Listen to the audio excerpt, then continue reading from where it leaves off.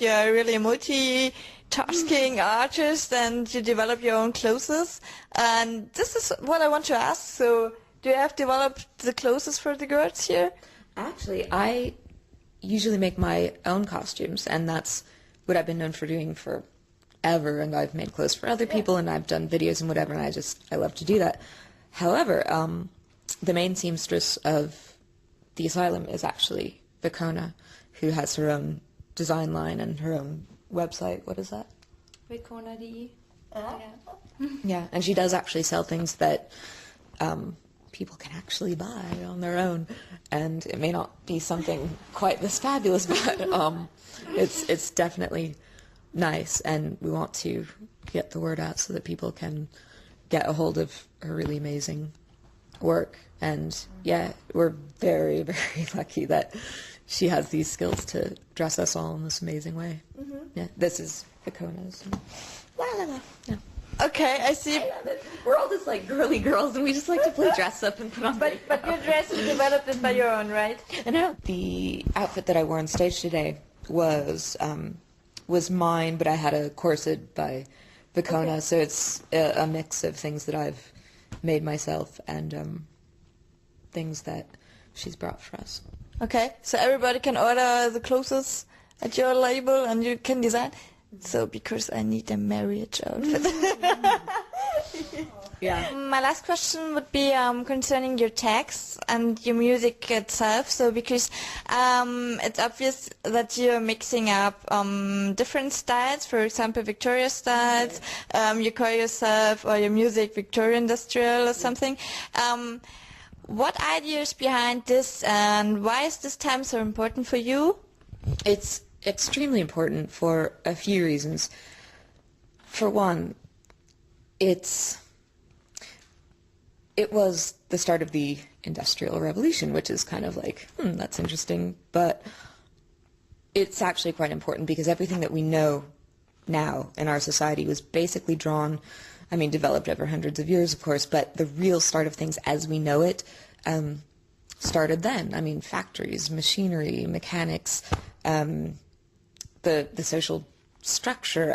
What really fascinates me, of course, is psychology and psychiatry, and that's what is my main area of study. The history of psychology is the history of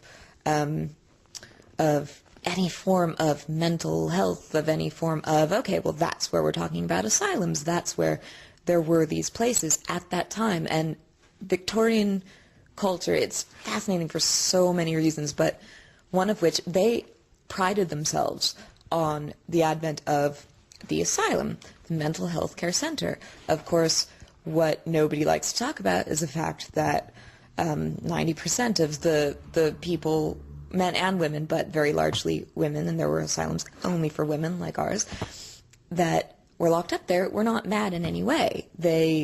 Some of them may have been depressed, some of them may have attempted suicide, some of them, their husbands just wanted to get rid of them, or they may have had a difference of political opinion, or they may have wanted to vote. I mean, that was a very easy way to get rid of people. Okay.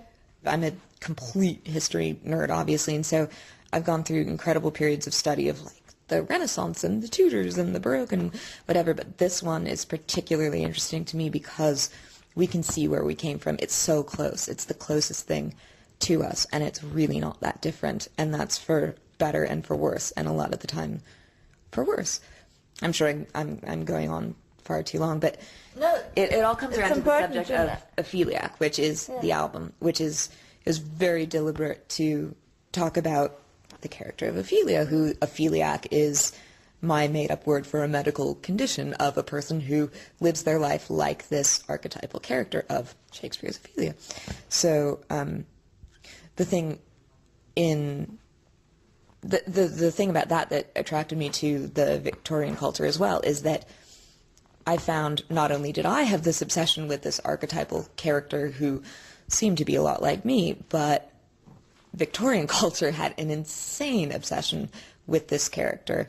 They actually, you have the Pre-Raphaelite painters who were doing they were obsessed with the vision of female suicide. They glamorized it. It became this thing that was just like beautiful, and that's where the Art of Suicide song is completely sarcastic from beginning to end. It's just a complete, pretty and clean. The art of suicide, pretty and clean, conveys a theatrical scene. A last-night country cry, wrinkles display, melodramatically lay. Under the arches of moonlight and sky, suddenly easy to contemplate why. It is not like this at all, but you completely made this a glamorous thing. We didn't do that. They did that then. They painted pictures of it. They wrote poetry about it, women jumping off bridges, and and that is how they looked at us. This is the best thing, and you have to know this, is that in the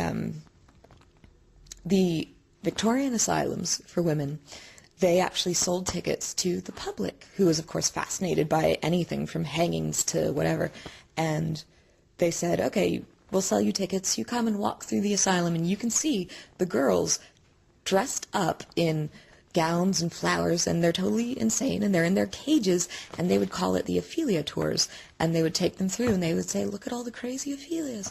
And basically it was all these girls with maybe depression at worst, and this is what people wanted to look at, is they just wanted to make a big fucking circus out of this.